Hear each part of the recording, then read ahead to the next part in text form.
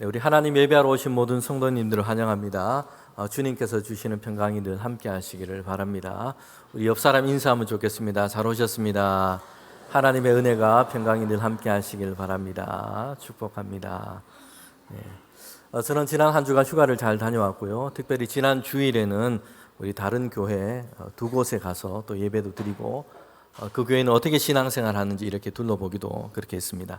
좋은 시간이었습니다. 그런데 주일에 우리 교우들을 못 뵈니까요 좀 허전하기도 하고요, 또 뵙고 싶기도 하고 그렇게 했습니다. 네. 저만 그런 것 같은데 아니죠? 네.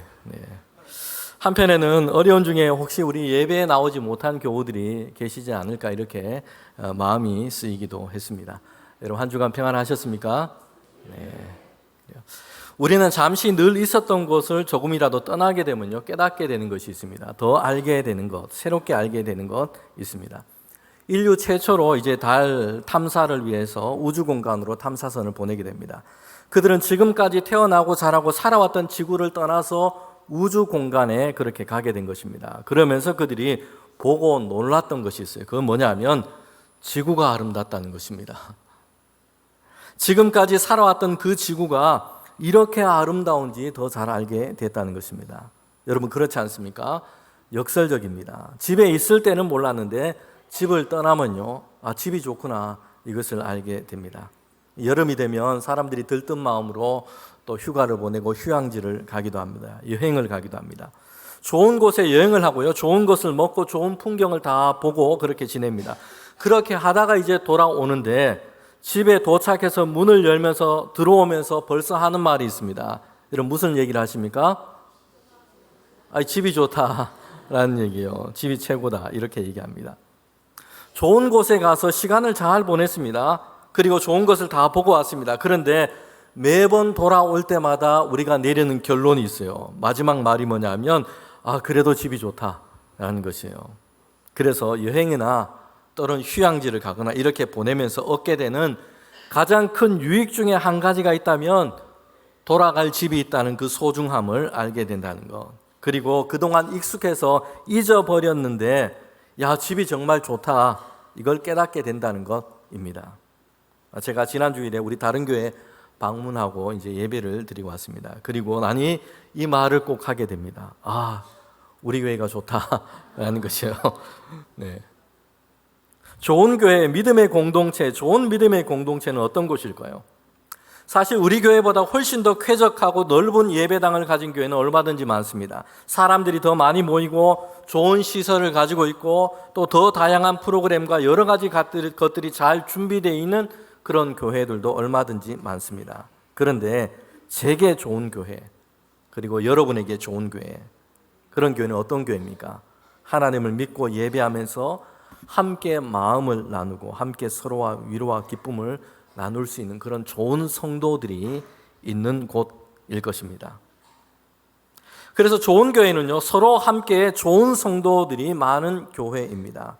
저는 하나님께서 우리 교회를 저와 여러분에게 더 좋은 교회로 그렇게 날마다 세워 가실 줄 믿습니다.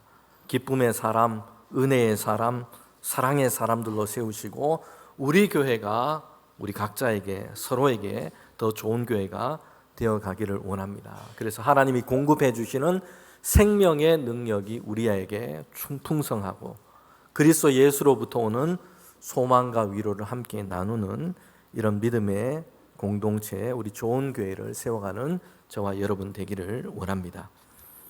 여름이 덥지만요, 이 여름이 특별히 올해 여름은 더 더웠습니다. 그런데 덥지만 이 계절은 교회에게는 아주 중요합니다. 무더위 속에서도 올해 우리 교회학교 또 우리 청년부에서는 성경학교 수련회 단기 선교가 잘 진행이 됐습니다.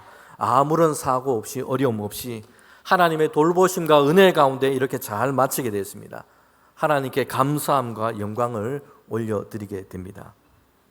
제가 성경학교와 이 수련회 모임이 있는 곳마다 잠시라도 다 방문을 이렇게 해보았습니다. 그러면 어김없이 거기에는요 헌신적으로 봉사하고 섬기는 우리 교우들이 많이 계셨어요. 담당하는 교역자, 또 우리 교사들, 또 휴가를 내고 월차를 내서 아이들을 그렇게 섬기고 돌보고 그렇게 하고요. 또 우리 귀한 청년들이 우리 교회 곳곳에서 정말 아름답게 그렇게 섬기고 봉사합니다. 또 주방에서 수양관 관리로 헌신하고 섬겨주신 많은 우리 교우들이 있습니다. 참으로 감사를 드립니다. 교회에서 이렇게 기쁨으로 헌신하고 섬기고 봉사하는 이런 교우들을 볼 때마다요, 욥을 그렇게 자랑하셨던 이 하나님의 마음이 저는 이해가 됩니다. 정말 귀하다, 이런 생각이 듭니다.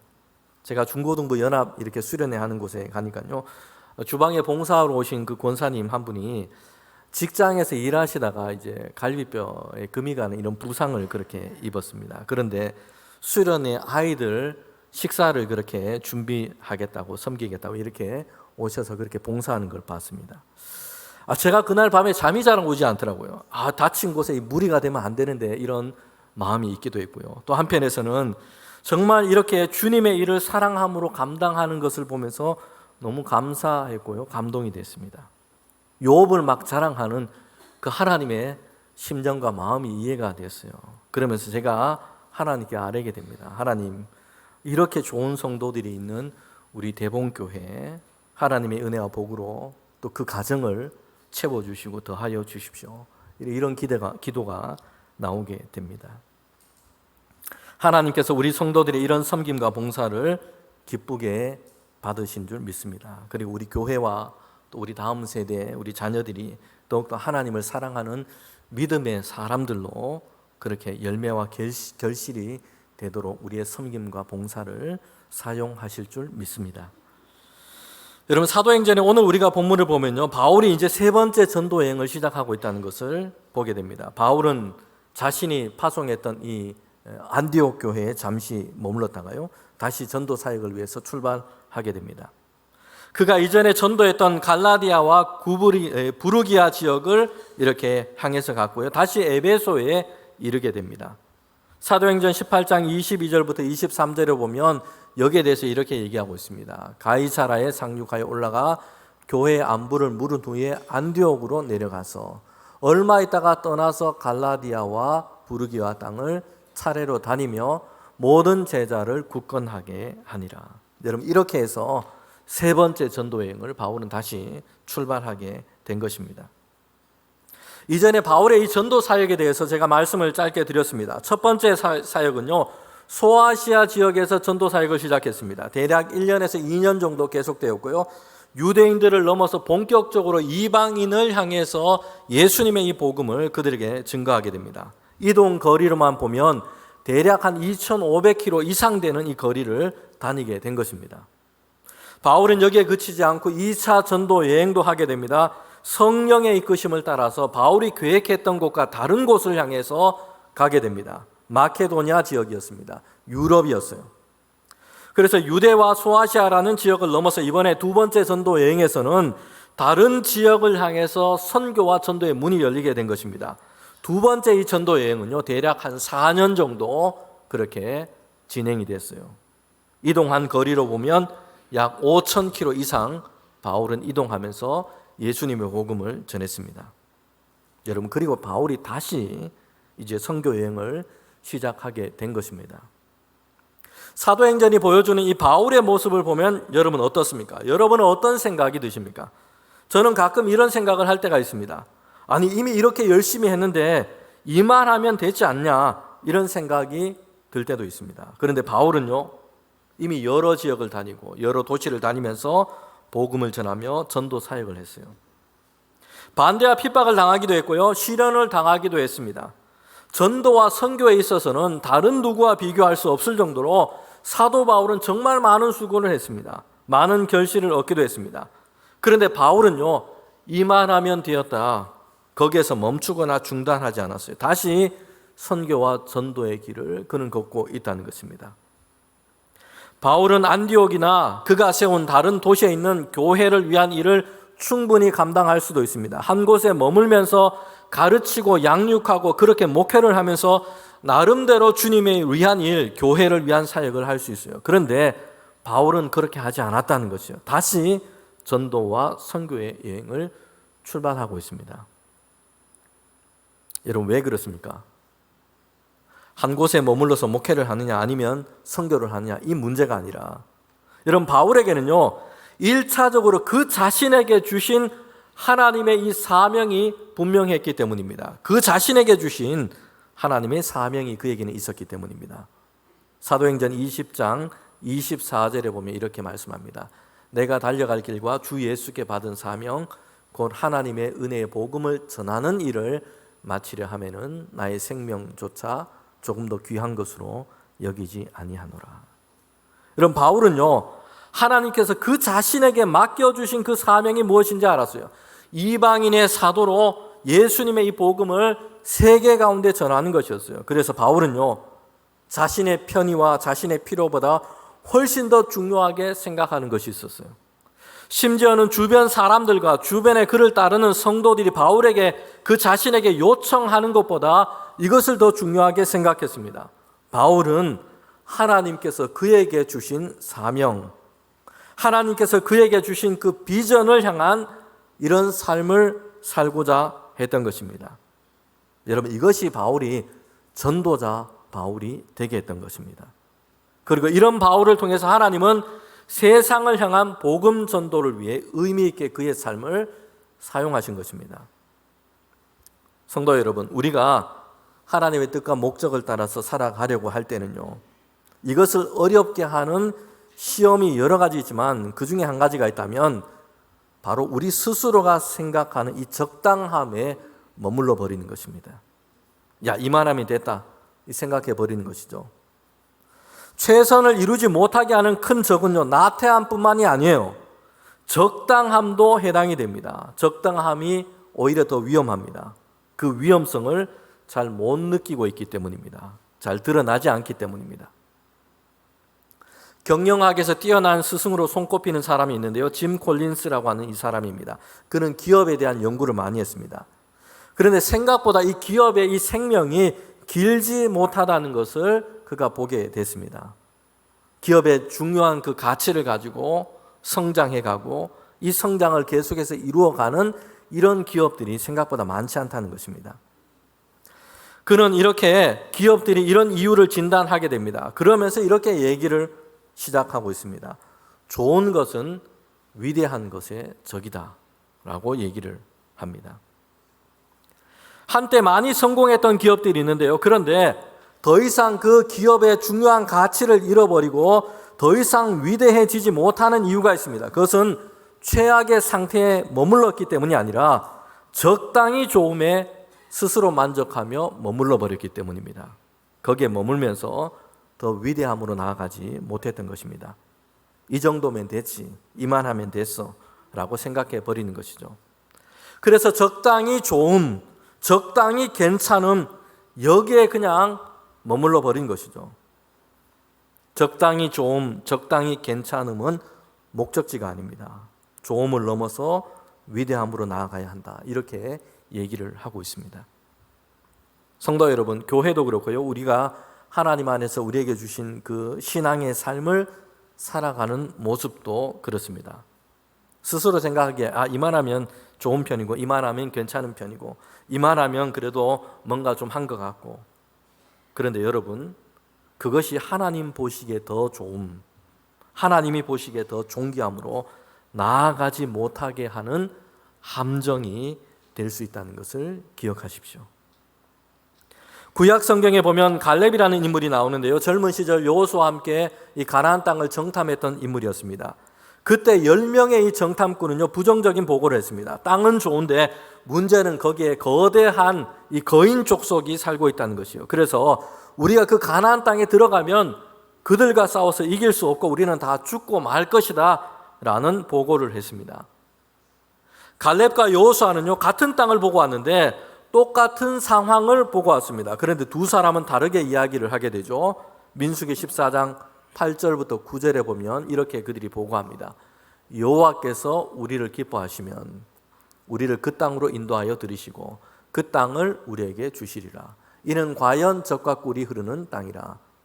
다만 여호와를 거역하지는 말라. 또 그 땅 백성을 두려워하지 말라. 그들은 우리의 먹이라. 그들의 보호자는 그들에게서 떠났고 여호와는 우리와 함께 하시느니라. 그들을 두려워하지 말라. 아멘.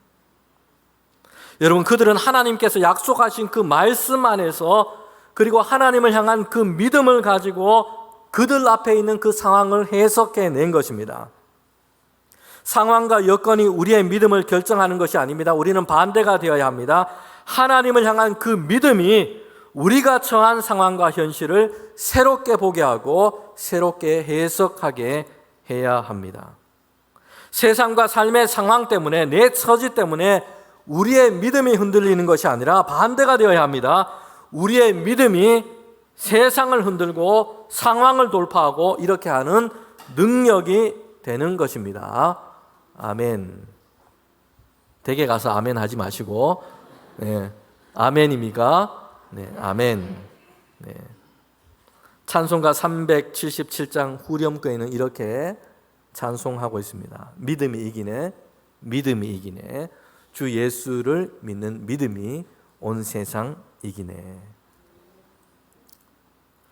히브리서 11장 6절에 보면 하나님이 기뻐하시는 사람이 어떤 사람인지를 얘기하고 있습니다. 믿음 없이는 하나님을 기쁘시게 하지 못하나니 하나님께 나아가는 자는 반드시 하나님이 계신 것과 하나님이 자기를 찾는 자에게 상 주시는 이심을 믿어야 할지니라. 이런 믿음이 하나님을 기쁘시게 합니다. 그리고 믿음이 승리하게 합니다. 여러분, 이스라엘 백성은요, 10명의 이 정탐꾼 그 말 때문에 두려움에 마음을 빼앗겼습니다. 애굽으로 막 돌아가자 이렇게 하나님을 원망했습니다. 그래서 그때 가나안 땅에 들어가지를 못했고 광야에서 40년 동안 유리하면서 그들은 믿음을 훈련받게 됩니다. 그리고 나중에 이제 여호수아의 인도함을 받아서 요단강을 건너서 가나안 땅에 들어갑니다. 가나안 족속들과 싸우며 그 땅을 차지하고 정복해 갑니다. 성도 여러분, 그때 갈렙이 어떻게 했는지 하나님의 말씀은 우리에게 잘 보여주고 있습니다. 여러분, 그때는 40년이 더 지났으니까 갈렙은 이미 나이가 많습니다. 그런데 갈렙이 뭐라고 얘기합니까? 여호수아서 14장 11절부터 12절에 보면 갈렙은 이렇게 얘기합니다. 모세가 나를 보내던 그날과 같이 오늘도 나는 여전히 강건하니 그 힘이 그때나 지금이나 같아서 싸움에나 출입에 감당할 수 있느니라.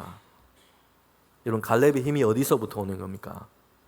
육체가 아니고요, 하나님을 믿는 그 믿음에서부터 오는 것입니다. 갈렙은 이렇게 얘기합니다. 나는 여전하니 이 산지를 내게 주소서. 여러분, 갈렙이 요구한 산지가 어떤 산지입니까? 대적이 아무도 없는 이미 정복한 그런 산지가 아닙니다. 그 산지는요, 40년 전에 그렇게 사람들이 두려워했던 거인 족속이 살고 있는 그 산지였습니다. 이 산지를 내게 주소서. 내가 그 땅을 차지할 것입니다. 여러분, 갈렙의 신앙이 우리에게 필요합니다. 적당함, 스스로 생각하기에 적당히 좋은 것, 적당히 괜찮은 것, 적당히 했음, 이런 것을 하지 않고요, 우리는 우리 주 예수 그리스도께서 우리에게 주신 이 삶을 끝까지 믿음 안에서 경주하는 저와 여러분 되기를 원합니다. 빌립보서 3장 12절부터 14절 말씀인데 저와 여러분이 함께 이 말씀을 읽도록 하겠습니다. 내가 이미 얻었다 함도 아니고 온전히 이루었다 함도 아니라 오직 내가 그리스도 예수께 잡힌 바 된 것 그것을 잡으려고 달려가노라. 형제들아, 나는 아직 내가 잡은 줄로 여기지 아니하고 오직 한 일, 즉 뒤에 있는 것은 잊어버리고 앞에 있는 것을 잡으려고 표대를 향하여 그리스도 예수 안에서 하나님이 위에서 부르신 부름의 상을 위하여 달려가노라. 아멘. 사도 바울의 고백입니다.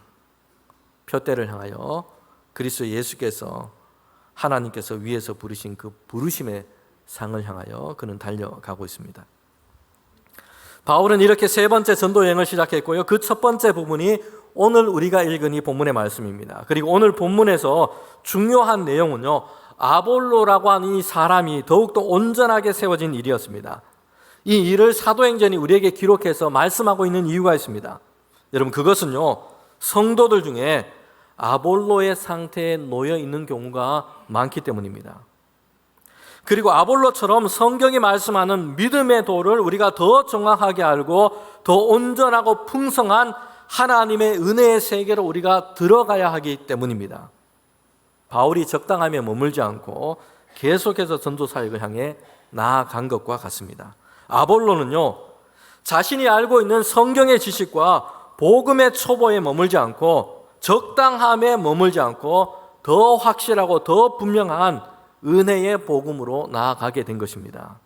여러분, 그럴 때요, 그의 영적인 생활에만 도움이 된 것이 아니라 사람들과 교회 안에서 더 좋은 일을 감당하는 사역자로 아볼로는 세워지게 된 것입니다. 아볼로라는 사람에 대해서 성경은 이렇게 소개하고 있습니다.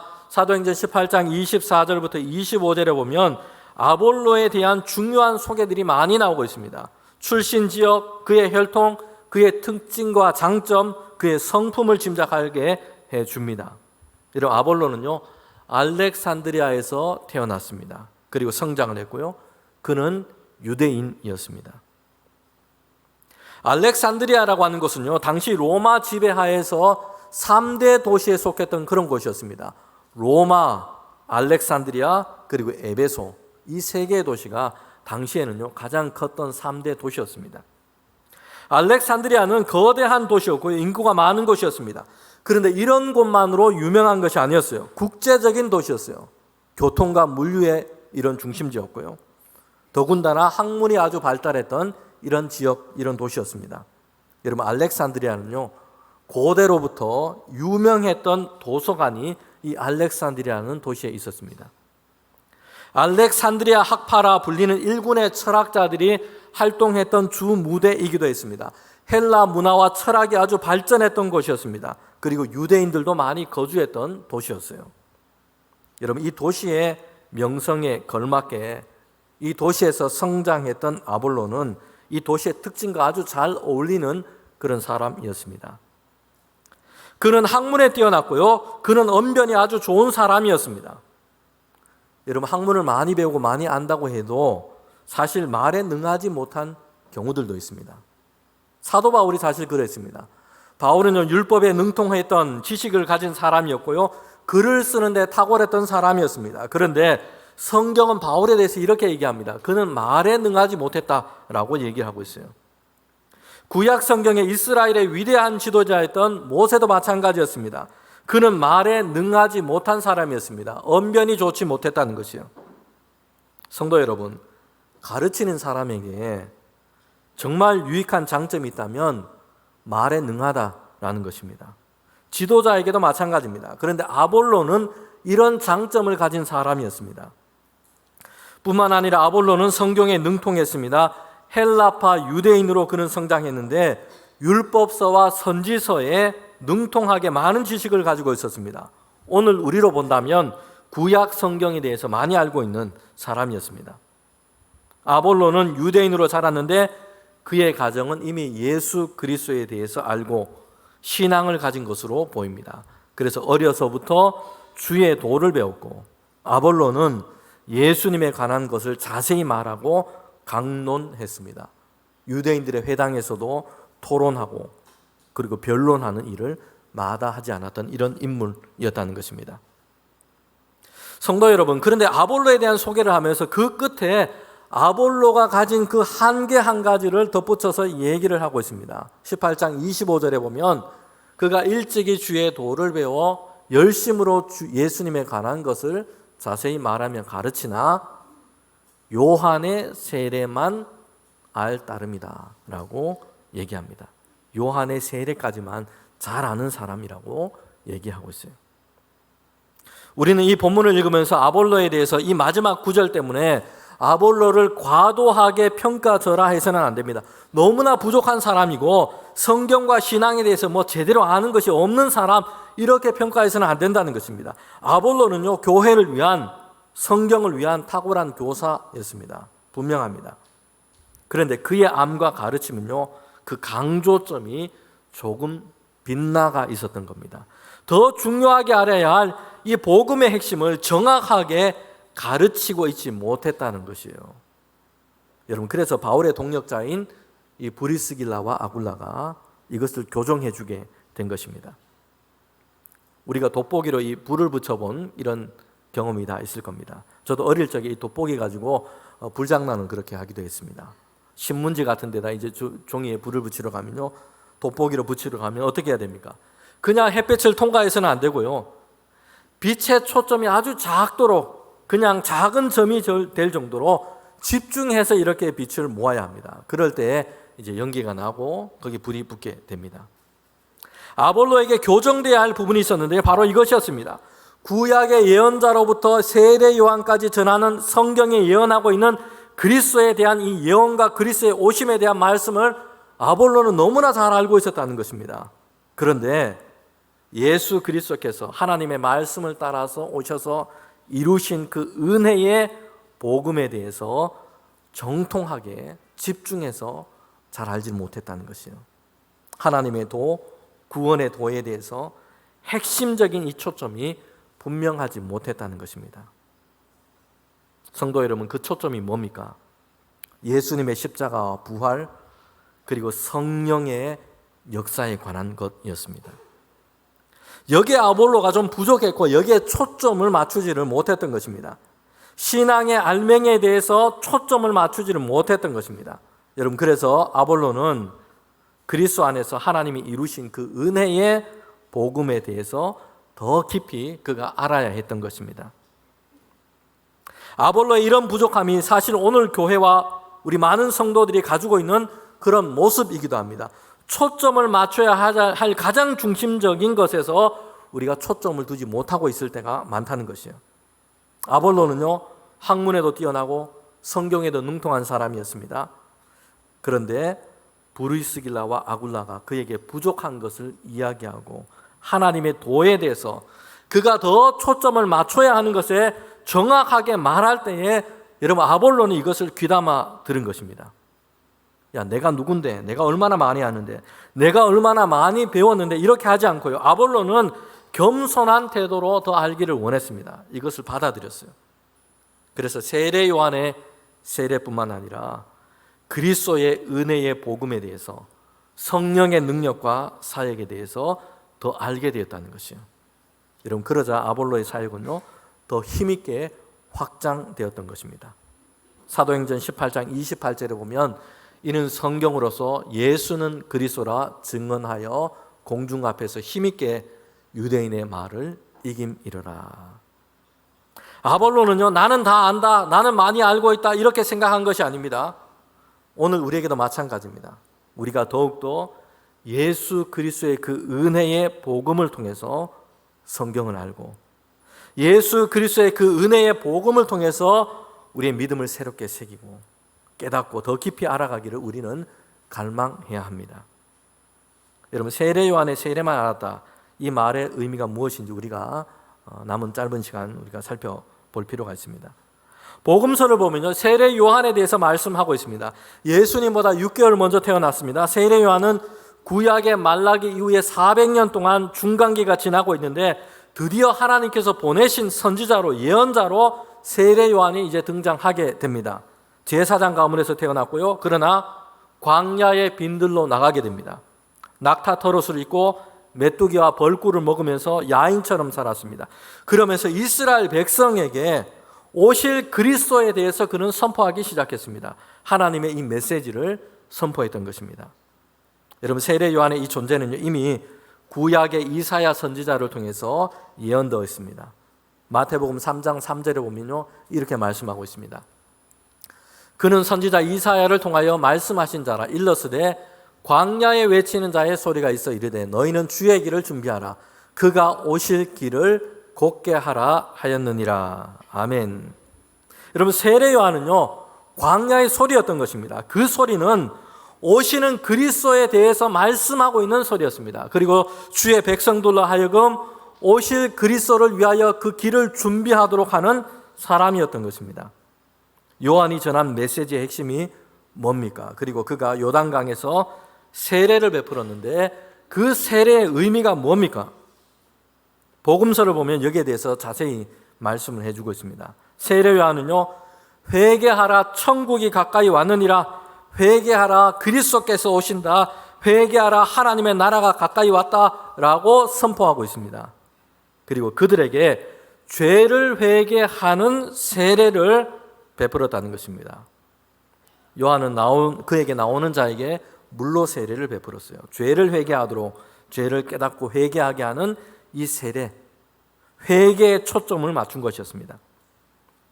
아볼로가 전한 메시지는요, 성경을 풀어 가르치는 것은 여기에 초점이 맞추어져 있었던 것입니다. 그리스도의 오심을 이야기하면서 죄를 회개하라, 그들의 행위 가운데 죄를 회개하고 제거하라라는 것이었습니다. 성도 여러분, 세례 요한이 누구입니까? 그리스도를 준비하는 자입니다. 그리스도가 아니라 그리스도가 오시는 것을 준비하는 자입니다. 세례 요한의 세례도 마찬가지요. 준비하는 것입니다. 물로 씻는, 정결케 하는 것, 회개하는 것입니다. 구약의 의미의 정결함을 뜻하고 있습니다. 여러분, 그렇게 해서 예수 그리스도의 그 은혜의 복음을 받을 준비를 하고 예비하도록 한 것입니다. 세례 요한은 이렇게 얘기합니다. 마태복음 3장 11절 말씀인데요, 함께 우리가 읽도록 하겠습니다. 나는 너희로 회개하게 하기 위하여 물로 세례를 베풀거니와 내 뒤에 오시는 이는 나보다 능력이 많으시니 나는 그의 신을 들지도 감당하지 못하겠노라. 그는 성령과 불로 너희에게 세례를 베푸실 것이오. 아멘. 나는 물로 세례를 주거니와 내 뒤에 오시는 그리스도는 불과 성령으로 너희에게 세례를 줄 것이다. 여러분, 주님께서 주시는 세례는요, 불과 성령으로 주시는 세례입니다. 예수님께서 이루신 그 세례가 여러분 무엇입니까? 사람이 자신의 죄를 일일이 찾아서 회개하는 그런 정도가 아닙니다. 그리스도께서 그 모든 죄를 대신 담당하셔서 죄의 문제를 완전히 해결하여 버리신 것입니다. 은혜로 덮으셔서 이제는 죄의 삭지 너희에게 없게 하겠다, 그리스도께서 선포하신 것입니다. 모든 죄의 부채와 삭을 예수 그리스도께서 이미 우리를 위하여 대신 지불하시고 담당하신 것입니다. 그래서 그리스도 안에서 이제 새로운 피조물이 되게 하신 것입니다. 죄의 종이 아니라 그리스도 안에서 하나님의 은혜의 자녀가 되게 하신 것입니다. 예수님의 죽으심과 부활하심을 통하여 나를 위한, 죄인된 우리를 위한 하나님의 이 구원이 완전히 이루어졌다라고 말씀하고 있습니다. 이것을 믿고 하나님의 구원하신 그 은혜에 전적으로 참여하도록 하시는 것입니다. 죄의 문제를 완전히 해결하신 그리스도의 십자가와 부활에 참여하여 이제는 죄에 매이지 않고 그리스도와 연합된 삶을 살아가도록 하시는 것입니다.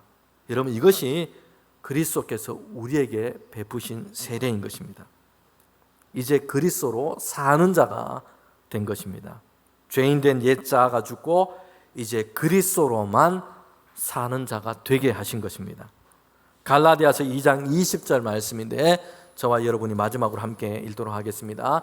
내가 그리스도와 함께 십자가에 못 박혔나니 그런즉 이제는 내가 사는 것이 아니요 오직 내 안에 그리스도께서 사신 것이라. 이제 내가 육체 가운데 사는 것은 나를 사랑하사 나를 위하여 자기 자신을 버리신 하나님의 아들을 믿는 믿음 안에서 사는 것이라. 아멘. 성도 여러분, 이제 세례 요한에게서 그리스도에게로 나아간 사람은요, 죄에 대해서 집중하고 죄를 찾는다고 몰두하고 그렇게만 하면서 거기에 머물러 있는 것이 아닙니다. 죄인된 인간을 향해 열어주시는 그 하나님의 은혜를 보는 것입니다. 그 은혜 안에 전적으로 들어가는 것입니다. 그리고 이제 그리스도 예수와 함께 날마다 모든 시간 동행하기를 기뻐하는 것입니다. 죄를 회개하고 죄를 떠나는 것에 그치지 않고 예수 그리스도 안으로, 그 은혜 안으로 들어가는 것입니다. 여러분, 그래서 이제 우리 자신이 그리스도의 성전이 되어버리는 것, 성령이 거하시는 성전이 되는 것입니다. 구약의 이스라엘 백성은요, 애굽에서 나왔습니다. 그런데 애굽에서 나온 곳으로 출애굽의 역사는 완성되지 않습니다. 그들은 어디를 향해서 가야 합니까? 그들은 어디를 향해 들어가야 합니까? 약속의 땅, 하나님이 주시는 땅, 가나안 땅을 향해 가야 합니다. 그리고 거기에서 하나님의 백성이 하나님을 예배하고 하나님을 기뻐하고 하나님의 은혜 안에서 살아가게 되는 것, 그들 자신이, 그들이 살아가는 그곳이 하나님이 거하시는 거룩한 처소가 되어지는 것, 여러분 이것이 출애굽의 역사입니다.